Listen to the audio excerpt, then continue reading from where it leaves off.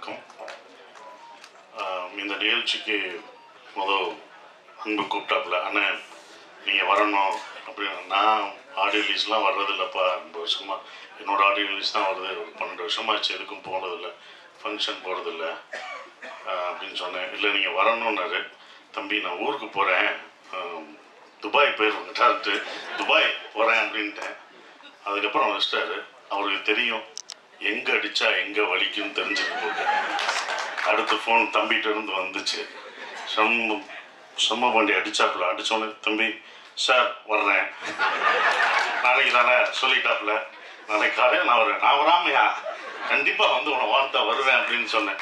So அப்படி தான் வந்திருக்கேன். அவர் ஏன்னா விஜயகாந்த் சார் இருந்தால் உரிமையாக கேட்பார் வாங்கன்னு. அவரை கேட்க விடக்கூடாதுன்னு நான் நினச்சேன். அதனால தான் அவரை வாங்கன்னு கூட கேட்க விடல அந்த டைம். ஏன்னா அதுதான் நாங்கள் வந்து விஜயகாந்த் சாருக்கு செய்கிற ஒரு இது.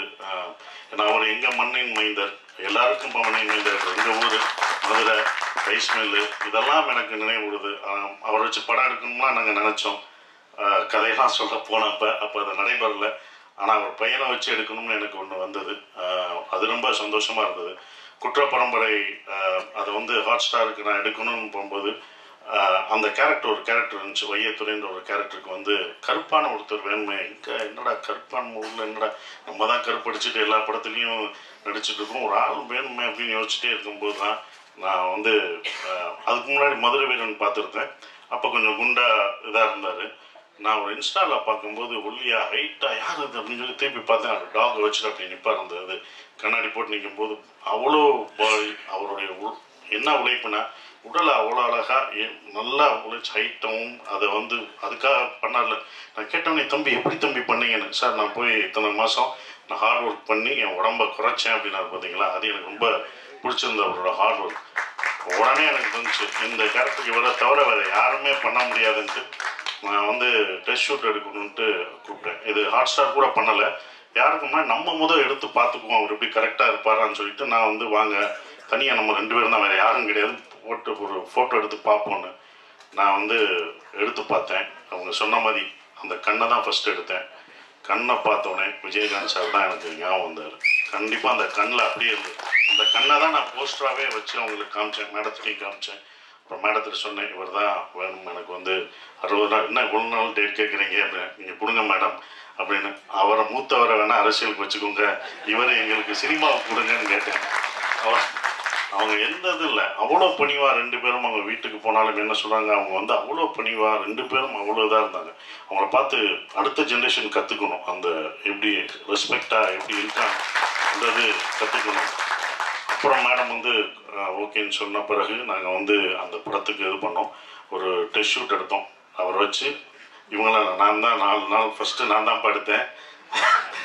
அன்பு நான் தான் எடுத்தேன். 4 நாள் வச்சு நாங்கள் எடுத்தோம். அவர் கஷ்டப்படுத்தணும், அது வேறு விஷயம்.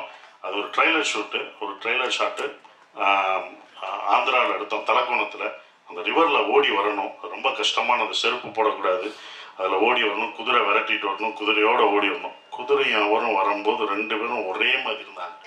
ஷாட் வைக்கும்போது அந்த குதிரை வேகத்துக்கு வந்தது. இன்னும் அது வரலேன்னு வருத்தப்படுறேன், ட்ரெய்லரை கொண்டு வர முடியலேன்னு வருத்தமாக இருந்தது. அதுக்கப்புறம் தான் அந்த முடி ஹேர் ஸ்டைல் வெட்டி அவர் வெளியிலலாம் போனோடனே ஃபங்க்ஷன்லாம் போனோடனே அன்பு பார்த்துட்டாப்புல, இது நல்லா இருக்காதே, இவரை நம்ம இது பண்ணணுமே சார். அடுத்து நான் விதை போட்டு வச்சுருக்கேன்டா, எதை ஈட்ட கேட்குற, நான் அவரை விட மாட்டேன் அப்படின்னு. நான் தரவே மாட்டேன், நான் எவ்வளோ இது வச்சுருக்கேன் அந்த படத்துக்கு, அந்த கேரக்டருக்கு நான் முடி வச்சுருக்கேன். இல்லை சார் முடியை நான் குறைச்சிக்கிறோம் சார். முடியாதுன்னு சொன்னேன். சரி நான் அங்கிட்டு பார்த்தா இவர் வர்றாரு. சார் முடி நல்லா இருக்கு சார். அதை நான் எடுத்து வச்சுருக்கேன்ப்பா. என்னப்பா நான் பண்ணி வச்சாலும் நீங்கள் கேட்குறேன்னாரு. ஆனால் அது பண்ண முடியல. ஆனால் சந்தோஷமாக இருந்தது. சரி அன்பு நீ 10 நாள் எடுத்துக்கோ அப்படின்னு சொல்லி நாங்கள் டேட்டு இது பண்ணிக்கிட்டு இருந்தோம். ஒரு விஷயம் தான் சொல்லணும், அவர் படம் ரிலீஸ் ஆகலை, ஆனால் இத்தனை பேர் இருக்கோம் பார்த்தீங்களா, இதுதான் உங்களோட வெற்றி. படம் வர்றதுக்கு முன்னாடி ஒரு வெற்றி வந்து எந்த நடிகர்களோட ஒரு படம் வந்து அடுத்த படம் தான் வரும். இத்தனை பேர் உங்களை அடுத்து வச்சு படம் பண்ணுறாங்களே, இதுதான் உங்களோட வெற்றியாக பார்க்குறேன். ரொம்ப டெடிக்கேட்டிவானது. ஆனால் நாங்களாம் பார்த்துருக்கோம், சும்மா யாரும் சொல்லலை. உண்மையிலே அந்த டெடிக்கேஷன் அவருக்கு அவ்வளோ இருந்தது. ஏன்னா விஜயகாந்த் சாரை பார்த்தா எங்களுக்குலாம் இன்ஸ்பிரேஷன். நாங்களாம் அவரோட ஒர்க் பண்ணல, அவரோட பயணிக்கிற எங்களுக்கெல்லாம் இல்லை. ஆனால் அவர் கேள்விப்பட்டிருக்கோம். நாங்கள் வந்து டைரக்ஷனாக வரும்போது நான் கம்பெனி ப்ரொடக்ஷன் ஆரம்பிக்கும் போது எல்லாம் ஒன்று சொல்லும்போது, விஜயகாந்த் சார் ஆஃபீஸ்க்கு போனால் எப்போ வேணாலும் சாப்பாடு கிடைக்கும், எப்போ வேணாலும் எல்லாருக்கும் ஒரே மாதிரி சாப்பாடு தான் கிடைக்கும் அப்படின்னா.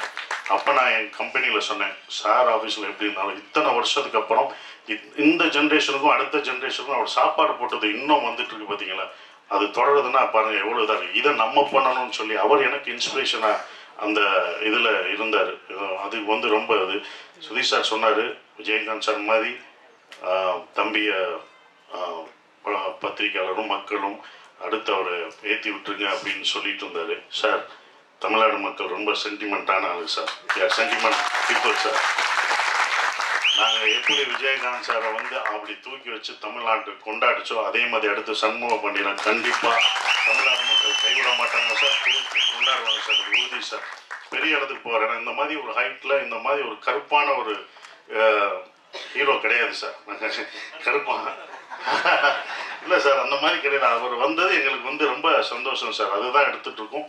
ரொம்ப சந்தோஷமாக இருக்குது. என்னால் வந்து அவரை வச்சு படம் லேட்டாகுது, தாமதம். கண்டிப்பாக அந்த குற்றப்பரம்பரை எடுக்கும்போது அந்த கேரக்டருக்கு அவர் தான் வருவார். அவரை வச்சு தான் நான் எடுப்பேன், வேறு யாருமே அது கிடையாது. நாங்கள் வச்ச விதை வளர்ந்துருக்கு. இத்தனை பேர் நாங்கள் அந்த அவரால் பயன்படுத்தி அதை அறுவடை பண்ணுறோம். இந்த படம் கண்டிப்பாக படைத்தலைவன் பெரிய வெற்றி அடையும்.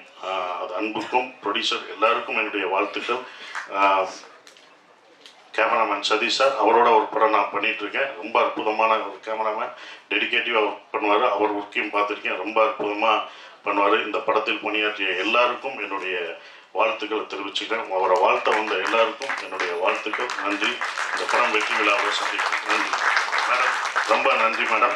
பையனை எங்களுக்கு கொடுத்ததுக்கு அவங்களுக்கு தான் நன்றி சொன்னோம். அவ்வளோ அழகாக அவங்கள வளர்த்துருக்காங்க, அவ்வளோ டிசிப்ளின் பண்ணியிருக்காங்க. அது கண்டிப்பாக ஜெயிப்பார் மேடம். மக்களோட மனசு தான் ஜெயிப்பார், வெற்றி பெறுவார் மேடம். நன்றி.